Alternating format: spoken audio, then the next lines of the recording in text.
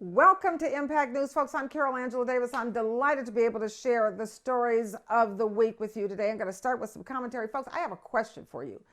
Do you think that those classified documents found at Biden's residence, do you think they were planted? I mean, it's just real interesting, don't you think? Because let me say this.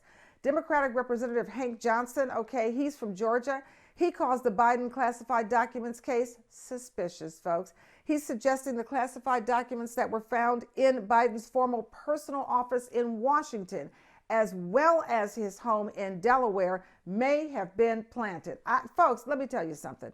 Let me tell you, one thing we've seen about this GOP, there is nothing that they're not willing to do. So you cannot ever sit and say, oh, they would never do that. I haven't seen anything they would never do yet, okay? Congressman Johnson is questioning the timing of the document discoveries being made public. And we do know, of course, that President Biden is cooperating with authorities. What do you think? Do you think that the GOP is so low that they would plant classified documents in Biden's residence and in his office and then go tell the press, psst, guess what's over there? I think they would, okay? Johnson says he is definitely in favor of an investigation, but he cautioned things can be planted in places and then discovered conveniently. That may not be what occurred here. But I'm not ruling that out, unquote, and I'm not ruling it out either. Let the investigation begin, and let's find out how these documents got there. I'm Carol Angela Davis. Stay with me for your news. Good day. Here are your news stories from around the neighborhood and all around the world, folks. From Illinois, folks, where two EMTs are now facing murder charges for allegedly murdering, a black man. Apparently, they strapped 35-year-old Earl Moore face down on a gurney. And of course, he died. The EMTs, or Sangamon County, Illinois EMTs, Peter Cadigan and Peggy Finley, observers say it's, quote, just another instance of white public servants treating black bodies like they're disposable nuisances rather than humans in need of care, unquote. Apparently, EMT worker Peggy Finley told Moore to, quote, get up and, quote, quit acting stupid, adding, I am seriously not in the mood for this shit, unquote. Oh, yes, people. The EMTs then reportedly placed Moore face down on a gurney and tightened the straps, allegedly causing him to be smothered to death. Well, they are being held in the Sangamon County Jail on a $1 million bond. Good. All right, now let's move on. A black woman who was a member of the Mormon church, get this, she says the church told her she wasn't allowed to marry a white man because her seed was cursed. Oh, it's on, people. Chanel Achenbach says the leaders told her it was time for her to get married, but only to a black man. Achenbach says she confronted a church leader who told her this. Okay, this is a quote, folks. If your seed mixes with their seed, then your children, not your husband, because you know he's white, your children will be cursed. Do you want that for your family? That's the people who are teaching about Jesus and love. Okay, there you go. And then hear this from Georgia, folks. A school there bans Black Lives Matter t-shirts, but does not ban Confederate t-shirts. Why am I not surprised? All right, and African-American families are suing. That's right, folks. Effingham County High School for deliberate indifference to acts of racial animosity toward African-American students. Apparently, it all came to a head when a student wearing a Black Lives Matter shirt was kicked out of a sporting event. Yes, folks. And students who wore that Confederate flag, well, that attire, they were never punished, all right? You'll remember, though, who this school, but you'll have to, if you want to know more about this school, this is the same school, Effingham County High School, where students there previously made national headlines because they were mocking the death of George Floyd. Oh, yeah. All right, let's move on.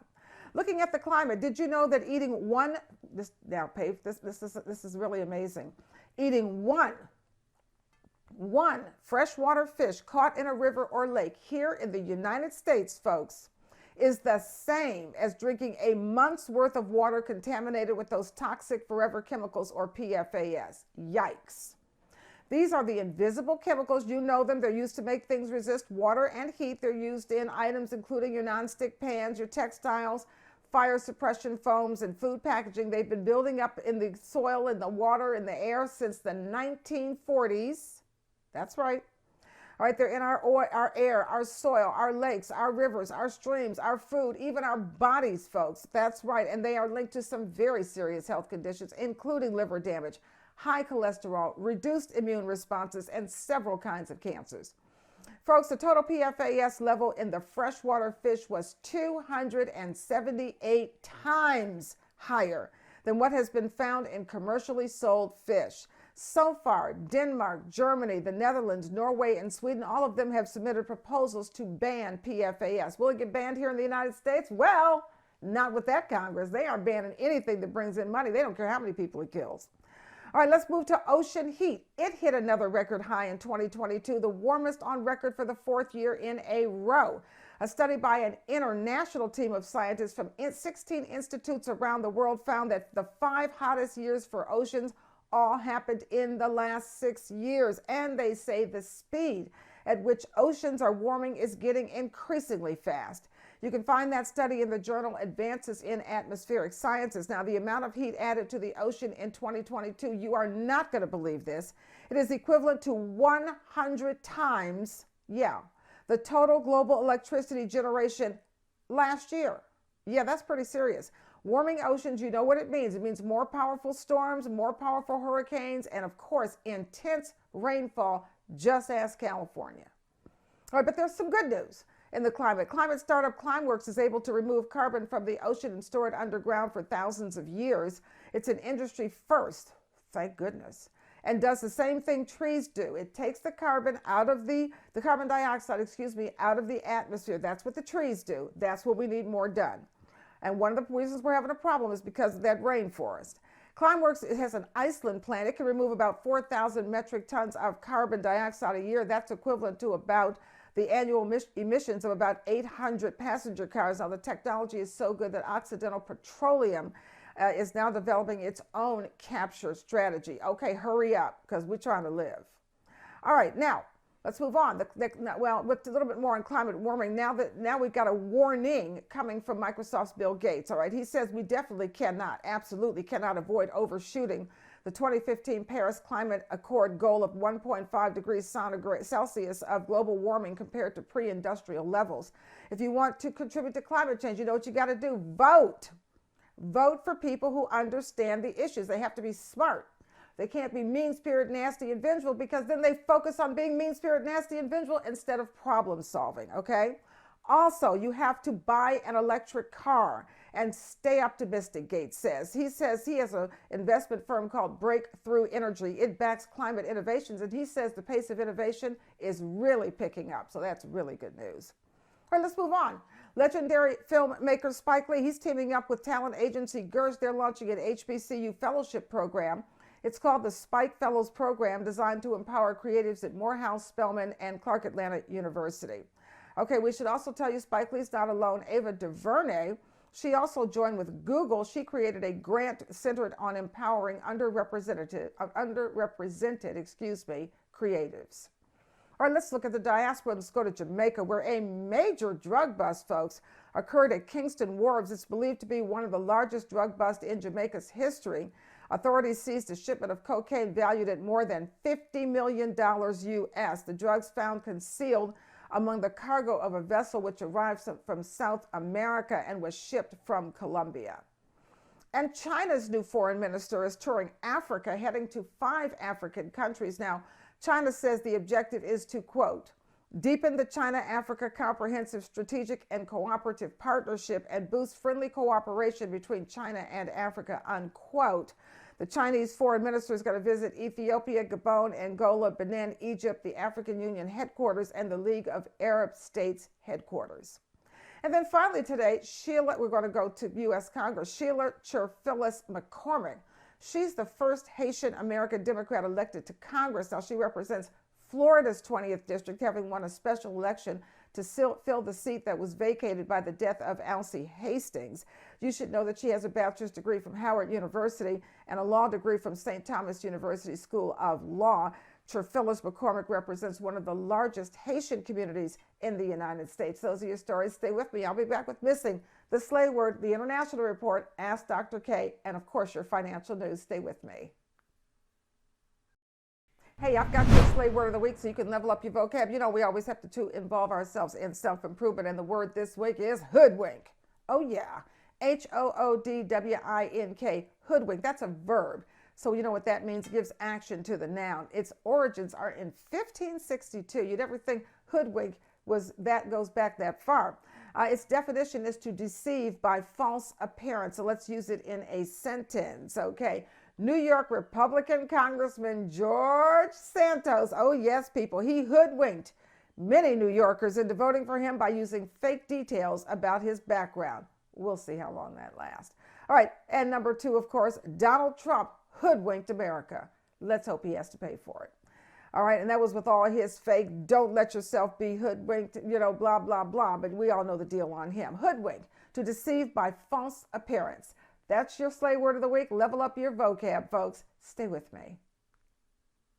Anyone who thinks that slavery ended in the 1860s with the signing of the Emancipation Proclamation are grievously wrong. If we caught a bird, we ate through the feathers and ate the bird. We didn't have nothing to cook on. We didn't have no stove. You know who you are and who we are. We're still on the big plantation. She was bonded to them until they died. She was their slave. They said, well, we're going to be killed tonight. Could that same white dude keep terrorists there? Or Russian spies? Or the KGB? And the government wouldn't know it? No. They thought I was beat so bad that I couldn't do nothing, but I did.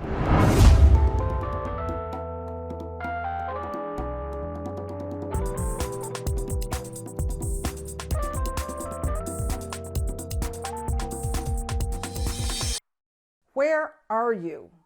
We are out there looking for you, Mercedes Crumpton, and with the community's help, we will find you. 13-year-old Mercedes Crumpton was last seen on a Friday on the west side of Chicago, Illinois. She was spotted in the 800 block of South Keeler Avenue. Mercedes regularly wears a black dress and black furry sandals. She has a scar on her nose and wears long braids. Mercedes is 5'5". She weighs 100 pounds and has brown eyes and black hair. Please call Chicago police with any information about Mercedes Crumpton. Where are you? Where are you, Mercedes Crumpton? We are looking for you. And with the community's help, you know we're going to do everything we can to find you.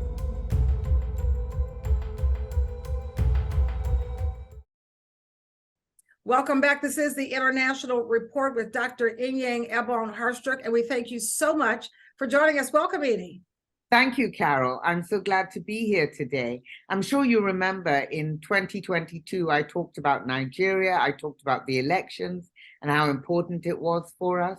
Well, today I read an article and I thought I want to share some of that with our audience because the level of violence, like everywhere else in the world, but the level of violence that we have in Nigeria and insecurity is threatening the elections. And the Independent National Electoral Commission has already said that if they cannot control the level of violence, especially in the southeast of the country, where there's a secessionist movement, the independent peoples of Biafra, and if our audience is old enough to remember the Biafran Civil War, so there's a secessionist movement, and the secessionist movement is going for bigger targets, more high-profile targets, high-profile people working there, and it is problematic. And they don't know how to put a stop to it. The candidates have said that they are very, very keen on talking to, especially Peter Obi, talking to the secessionists and trying to come to grips with the level of violence. We have to wait and see. And so if they don't have the election, then what? Oh, no, we can't even go there because we've had failed governance structures in Nigeria where we went back to a military type of situation. We don't want that. We want the elections held in the second quarter of 2023. They have to be held. And we certainly in the United States don't want it to happen because anytime violence can interrupt an election, and these people we have running this place here now, we don't need that to happen anywhere in the world. No, exactly. We must hold the election. We must hold it on time. As it is, Nigerians are very apathetic with regard to voting because they don't believe anything is going to change, and quite rightly so. Nothing has changed.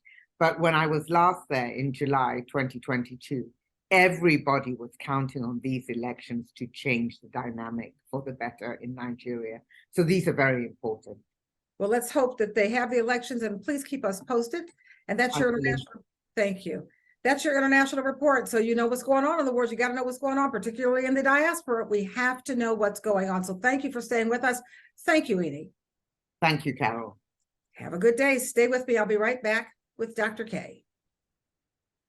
Here are your financial stories, folks. Guess what? You're not going to believe this, folks. Since 2020, billionaires have added around $1.7 million to their worth for every $1.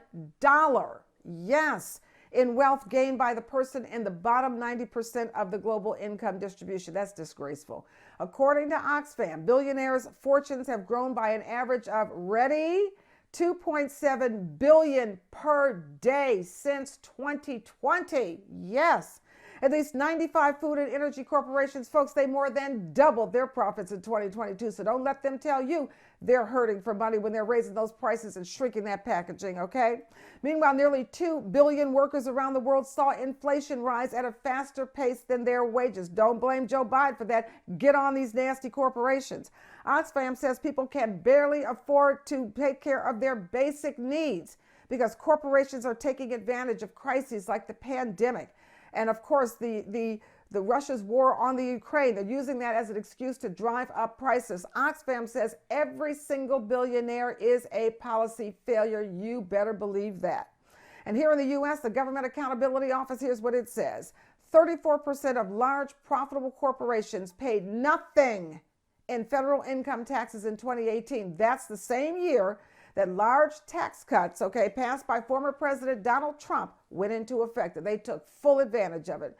Boy, I'll tell you, we got to make these corporations accountable. And check out this one, Twitter. Oh, good old Elon Musk, folks. I have to tell you, he is the world's formerly richest man. Elon Musk reportedly laid off employees, and they say their severance payments were not what they should have been. Imagine that you would lay them off and then stiff them, and he did it right before the holidays, and then stiff them on their severance.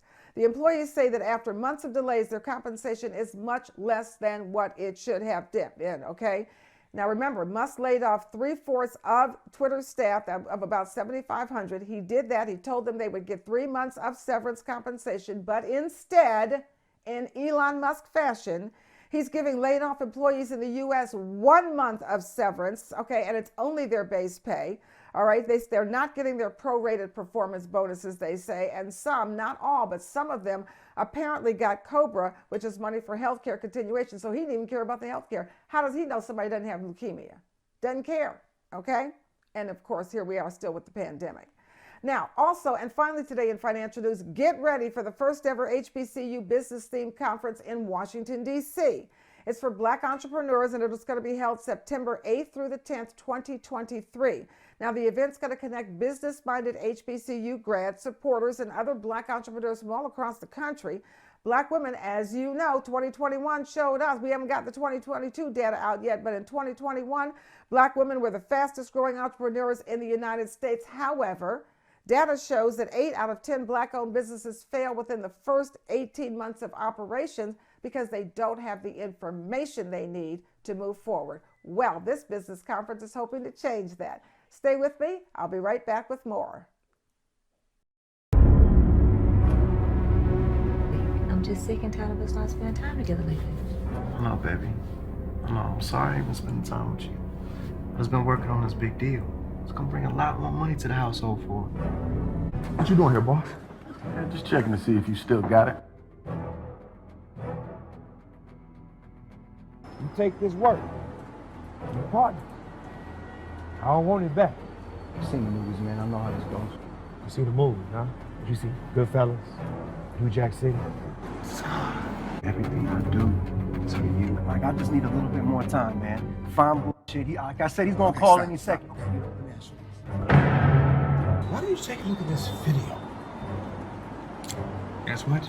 It's starring you.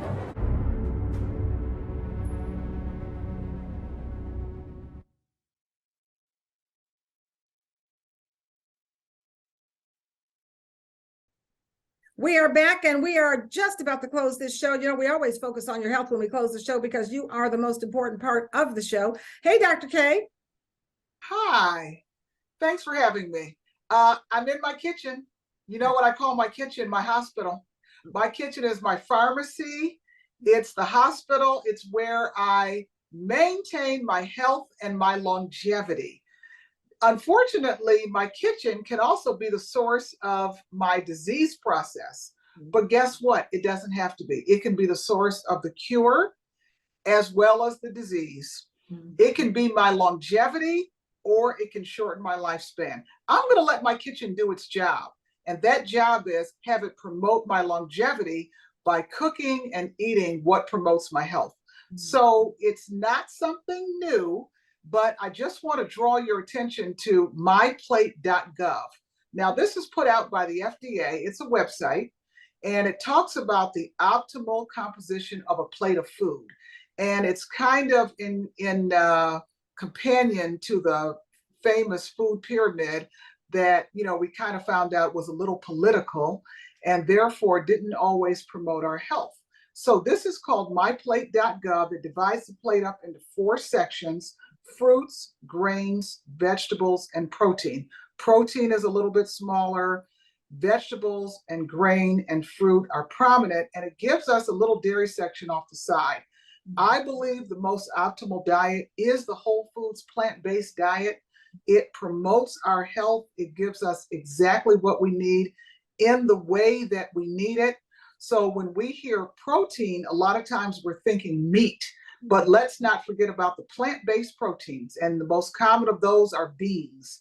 So anyway, so you divide your plate up into 4 sections. Your protein is a little bit smaller. Your grains, your vegetables, and your fruit are very, very prominent. And this is how our plate should look. We shouldn't overdo protein, overdo grain, everything in moderation. And let us live a long, healthy life. And let's use our beautiful kitchen to help us live longer and see so many generations of our family grow old with all our faculties, our joints, and everything, our organs working. Have a great week. Dr. K, before you close, and we only have about 10 seconds left. A lot of people think they can't get full without meat. Exactly. It takes it, and this is not an overnight process. This may take some time, but gradually decreasing that portion of meat and then eliminating it, substituting it with other plant-based proteins, and you will find that you're very satisfied. Not only that, you feel better. You'll find out that in a way, meat kind of weighted you down or caused other problems, cholesterol, things like that. And you might feel better, which is another motivation to cut back or cut down or cut off the meat. Wow. Thank you, Dr. It's a journey. Health is a journey. It certainly is. Thank you so much, Dr. K. We appreciate you. And thank you for joining us here on Impact News. From all of us here at the Impact News family, we thank you and have a great week. Thanks for having me. Absolutely.